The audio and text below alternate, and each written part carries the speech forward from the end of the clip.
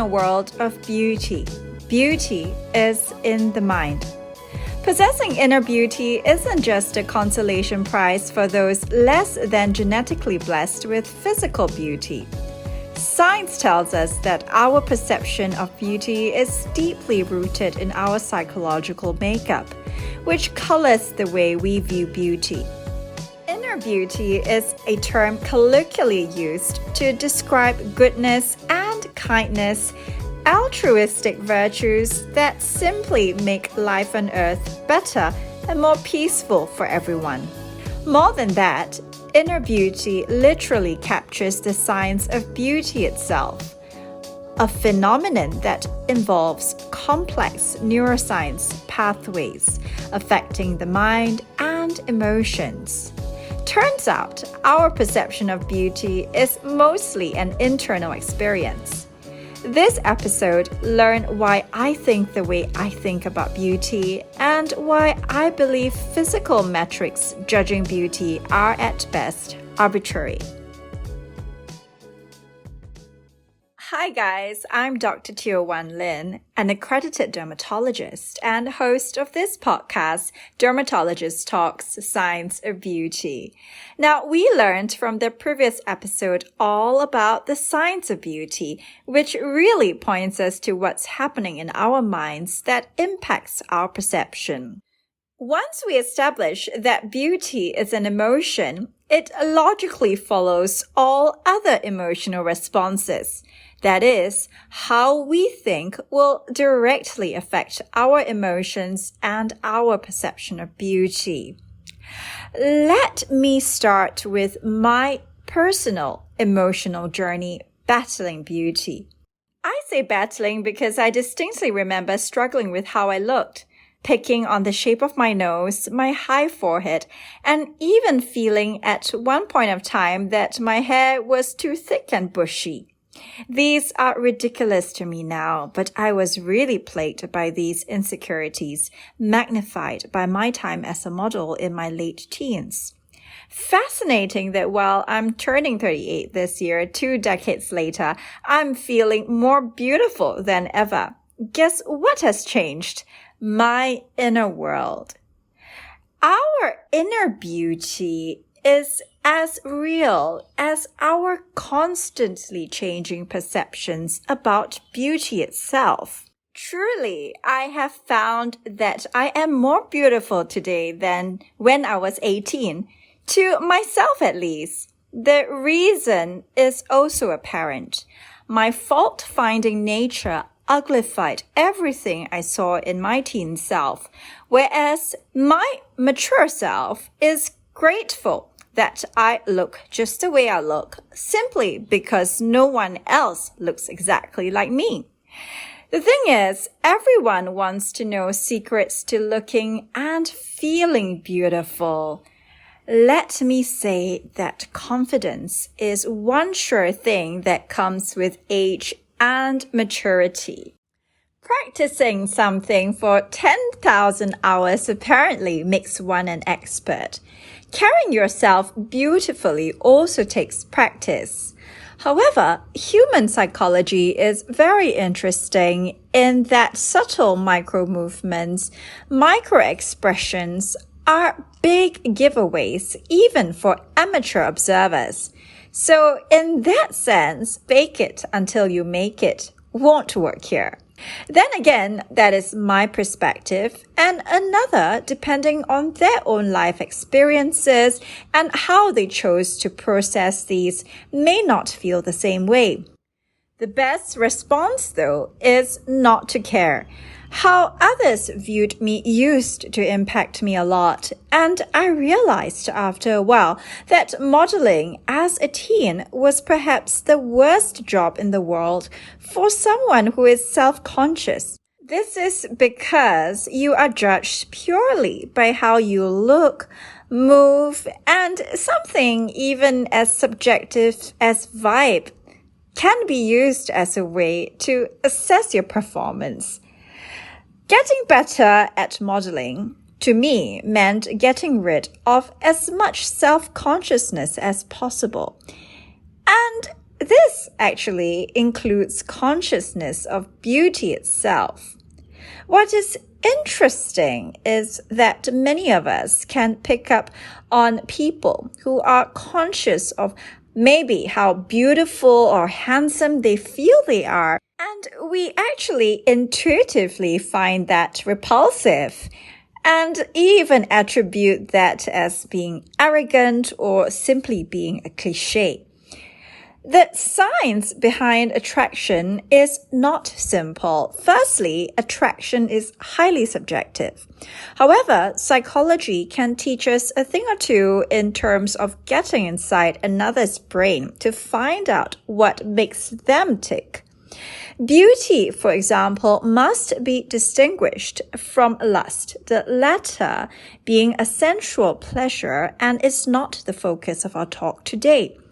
The science of attraction, according to psychological studies, shows that we can perceive altruistic virtues such as kindness and goodness in an individual's face. This is quite a surprising finding, given that we ought to be able to judge these by actions only. So apparently, our eyes and brain can perceive these in micro expressions found in an individual's face. So this could be a real reason why we should focus on inner beauty, which is what will draw people to you.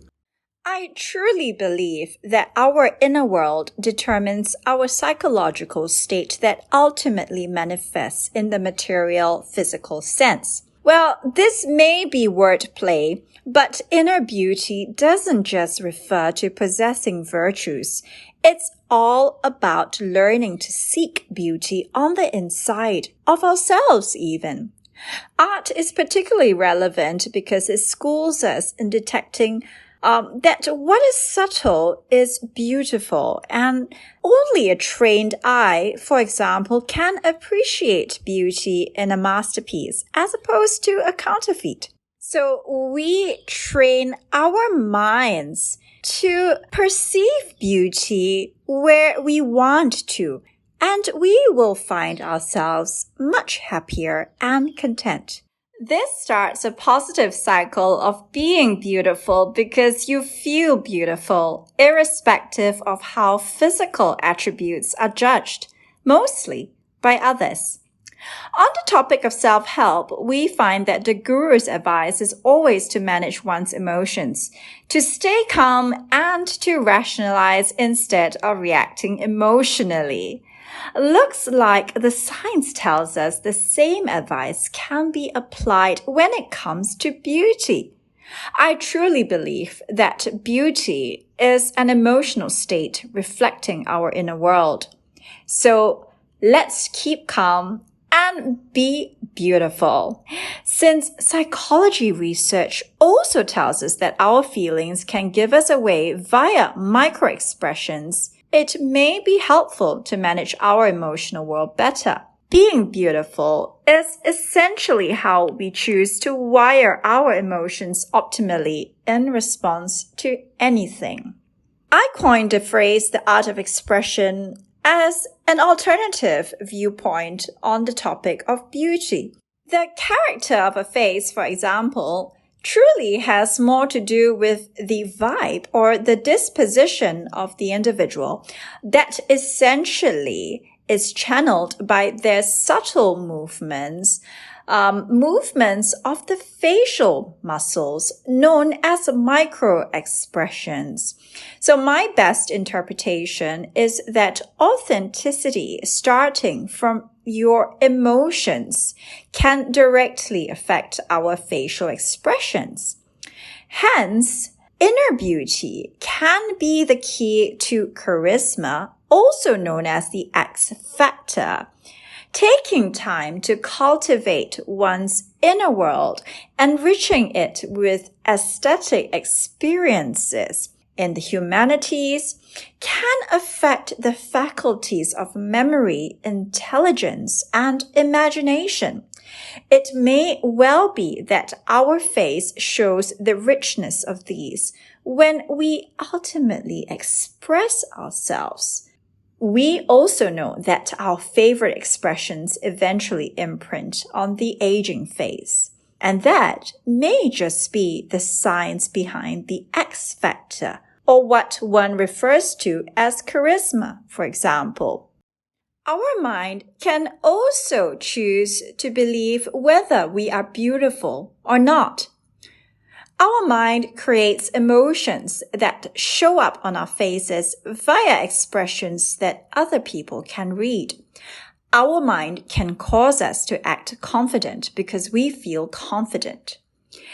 That can contribute to the elusive X factor, which is as precise as it is literal. It simply cannot be defined. This is another reason why I make the case for inner beauty as a way through which our physical world is impacted by our inner world. In addition, we have to know that psychologists believe that memories, just like intelligence, are involved in experiencing beauty. So the case for promoting psychological well-being in our quest for beauty is more urgent than ever, given the increasing incidences of public figures, celebrities in the prime of their lives who seem to struggle with their self-image. And this ultimately impacts their mental health and in very unfortunate cases can even lead to suicide. Philosophers have stated that the most intense experiences of beauty involve recollections of memories. So I wonder if it is part of the emotional and mental processing of certain experiences that these individuals experience that affects the way they ultimately reflect on themselves and the way they see themselves. Our experiences are recorded not just in our minds, but our faces could well bear traces of our emotional memories, traces of our personality acquired throughout our lifetime of practice. I question erasing these because they may well be what ultimately makes our faces unique and charismatic. The case for prioritizing inner beauty is really that mental wellness is critical to memory functioning. And this relates to our ability to appreciate beauty, not just in ourselves, but in others. A psychologically unwell individual may find themselves chronically dissatisfied about their appearance, and the latter may end up becoming an inherent risk factor for mental health problems. So you can see that judging beauty with physical metrics simply isn't sustainable. So with all the talk about sustainable beauty, I feel this is one aspect that we should focus on. Beyond this, we have yet to see also the longer-term psychological impact of aesthetic enhancements, what they would be on an aging population. While that remains to be studied and to be reviewed, what seems sensible to me is to encourage as is beauty as the best trend to follow. Being raw, natural, and actually being able to convey yourself in a healthy and psychologically well way, I feel is the ultimate epitome of what it means to be beautiful. To change our minds, to alter our own perception, I feel that is a much more sustainable approach to beauty. The scope of this episode is to bring to light the potential benefits of a positive psychological state in terms of shaping the aging face. I also hope to add some diversity in the interpretation of the term the science of beauty, one that is currently the basis for cosmetic dermatological interventions. One should feel free to entertain alternative ideas about the beauty of the aging face, and about beauty in general as well, to realize that it is as fleeting as our constantly changing perceptions and emotions.